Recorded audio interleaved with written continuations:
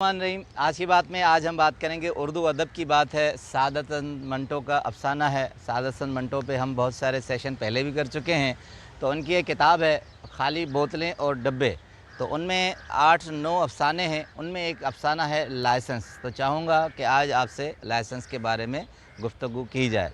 तो सादत हसन मंटो कहते हैं, एक उनकी कोटेशन है, कहते हैं कि मैं बुरा नहीं हूँ, मैं सिर्फ़ माशरे की बुराइयों से पर्दा हटाता हूँ और वो सारी बुराइयाँ नज़र आ जाती हैं और लोग समझते हैं कि मैं बुरा लिखता हूँ। तो ऐसी एक माशरे की तल्ख़ हकीकत है जिसको सादत हसन मंटो ने इस अफ़साने में बयान किया है।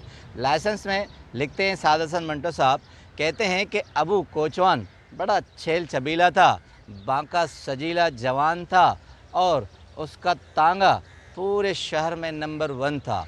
आम सवारियां लेता नहीं था, लगी बंदी ख़ास कुछ सवारियां थी। 10-15 रुपये दिन में कमा लेता था, उसके अलावा उसे कोई हाजत नहीं होती थी।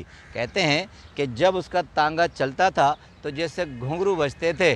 बड़ा सजीला जवान और सेहतमंद तांगा जब शहर से गुज़रता तो लोग हसरत करते थे कि हम इस सवारी में भी सवार हों, मगर वो सब हर किसी को वहीं सवार नहीं करता था। कहते हैं कि कुछ तो सवारियां ऐसी होती थी जो न तांगे में बैठने की वजह से चिढ़ती थी और गालियां भी देती थी और बद्दुआएं भी देती थी कि अबू का तांगा कहीं दरिया में जा गिरे।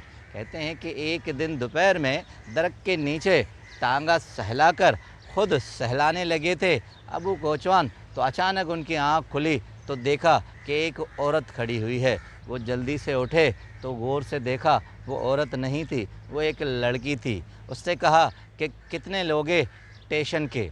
अब स्टेशन के लिए उसने कहा कि देखकर शरारत भरी नज़रों से कि कुछ नहीं लूँगा। अब वो लड़की बहुत हैरान हुई, क्या मतलब गुस्से से? तो उसने कहा कुछ नहीं, जो आपको समझ में आता है वीरा स्टेशन का आप दे दीजिएगा। अब तांगे में लड़की पीछे बैठी, अबू कोचवान आगे, तांगा तेज़ी से सड़कों पर चलने लगा जैसे घुंघरू बज रहे हैं और वीरा स्टेशन की तरफ। अब जैसे ही थोड़ी देर गुजरी थी तो लड़की को बहुत परेशानी हुई, कहा कि मुझे बहुत जल्दी है, कब वीरा स्टेशन आएगी? तो अब अबू कोचवान ने उसे एक जुमला कहा कि लड़किए, तुम्हारा और मेरा स्टेशन एक ही है। फिर लड़की कुछ घबरा गई, तांगा चलता रहा। फिर अबू ने पीछे देखा, अब लड़की भी उसके नज़रों को समझ गई थी। कुछ देर के बाद अबू ने जब स्टेशन नहीं आई तो उसके हाथों पर हाथ रख दिया। अब लड़की समझ गई थी। अबू ने कहा कि देखो, अगर तुम मेरे स्टेशन को एक ही कर लो तो मैं ये तांगा बेचकर तुम्हें सोने की बालियां भी दिला दूंगा। ये तांगा मेरी सारी ज़िंदगी है, मगर मैं सब कुछ तुम पर कुर्बान कर दूंगा। अब मंटो लिखते हैं कि उसके बाद सीन चेंज हुआ तो दूसरे दिन दोनों ने निकाह कर लिया, दोनों की शादी हो गई। अब ज़िंदगी बहुत रंगीन और ख़ूबसूरत गुज़र रही थी, मोहब्बत भरी थी। लड़की गुजरात की थी, इनायत नाम था, नेस्ती उसे कहा जाता था। उनके रिश्तेदार स्टेशन पे थे, वीरा स्टेशन पर इंतज़ार करते रहे, किसी शादी में आए थे, मगर नेस्ती वहाँ न पहुँची। ठीक 1 माह के बाद सुबह सुबह दरवाज़े पर पुलिस आ गई और अबू को गिरफ़्तार करके ले गई और नेस्ती भी उसके साथ थी।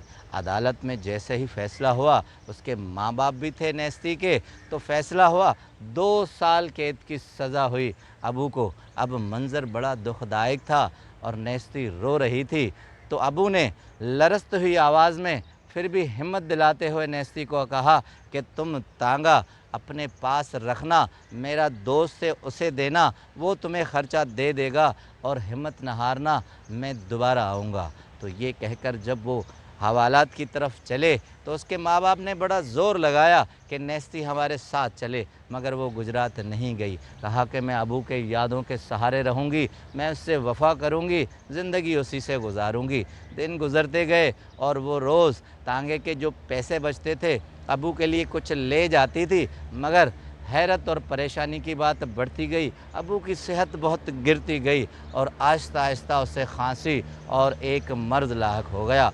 कुछ ही अरसे के बाद अबू की मौत हो गई और जैसे नेस्ती अंदर से बुझ गई हो। अब कहते हैं कि हैरानगी की बात थी, जो दोस्त से रोज़ 10-15 रुपए दे देता था, आहिस्ता आहिस्ता कम करने लगा कि आज सवारी नहीं मिली, आज ये मसला हुआ। तो एक दिन तो उसके दोस्त ने नेस्ती को कह दिया कि ज़िंदगी किस तरह गुजारोगी, मुझसे शादी कर लो। वो दिन था कि नेस्ती ने उससे तांगा छीन लिया और उसके बाद उसे वापस नहीं दिया। एक और दोस्त था अबू का, उसे फिर तांगा हवाले किया, मगर उसकी भी हालत यही हो गई कि वो उससे प्रपोज़ करने लगा और शादी की ऑफ़र की। उसके बाद तांगा वापस ले लिया। एक दो दिन नेस्ती के ऐसे गुज़रे, भूख अफलास थी, कुछ भी नहीं था, तांगा घर में पड़ा हुआ था और वो सोच रही थी। अचानक रात को एक मर्तबा नेस्ती को ख़याल आया कि मैं अबू के साथ सवार होती थी, शहर में घूमती थी, तो मुझे भी तो मालूम है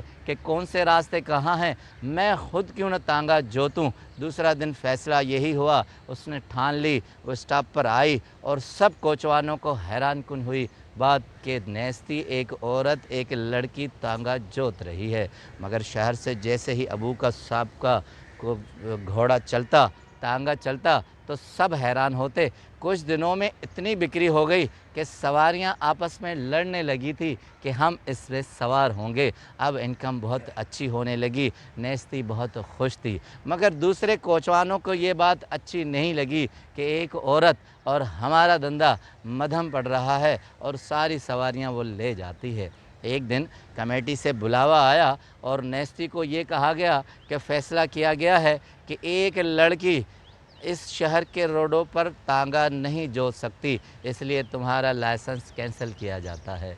नेस्ती बहुत रोई, बहुत गिड़गिड़ाई, मिन्नत समाजत की कि मेरा ज़रिए माश यही है, मुझे तांगा जोतने दिया जाए, मगर एक न सुनी हुई, लाइसेंस कैंसिल हो गया। एक कमेटी के मेंबर ने तो गुस्से में कह दिया, अगर कुछ और नहीं कर सकती तो जाओ अपने आप को बेचो, मगर तांगा रोड पर नहीं चला सकती। लाइसेंस जैसे ही कैंसिल हुआ तो अफसरदा आँखों से, मध्यम चेहरे से वो सीधी अबू के कब्र पर गई और उसने अबू के कब्र पर दुआ पढ़कर एक ही जुमला कहा कि अबू, आज तुम्हारी नेस्ती कमेटी के दफ्तर में मर गई। उसके बाद दूसरे दिन मंटो साहब लिखते हैं कि नेस्ती का लाइसेंस तांगे जोतने का तो कैंसिल हो गया, मगर उसे दूसरे दिन जिस्म फ़रोख्त करने का लाइसेंस मिल गया।